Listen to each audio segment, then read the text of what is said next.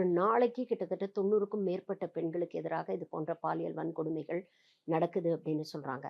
இந்த கொல்கத்தா சம்பவம் நடந்த அதே காலகட்டத்தில பார்த்தீங்கன்னா, உத்தரகாண்ட்ல ஒரு நர்ஸ் இதே மாதிரி டியூட்டிய முடிச்சுட்டு வீட்டுக்கு போம்போது கூட்டு பாலியல் வன்கொடுமை செஞ்சு கொலை செய்யப்பட்டிருக்கிறாங்க. பீகார்ல ஒரு தலித் சிறுமி, 14 வயது சிறுமி, தன்னுடைய அதே கிராமத்தைச் சேர்ந்த ஒரு உயர் சாதி வகுப்பைச் சேர்ந்தவர் 41 வயசுக்காரரு. அவரு வந்து எனக்கு இந்த பொண்ண கல்யாணம் பண்ணி குடுங்கன்னு அந்த பெண்ணோட பெற்றோர்கிட்ட கேட்டிருக்கிறாங்க. அவ 9த் ஸ்டாண்டர்ட் படிக்கிறா. இன்னும் மேல மேல படிக்கணும்னு விரும்புறா.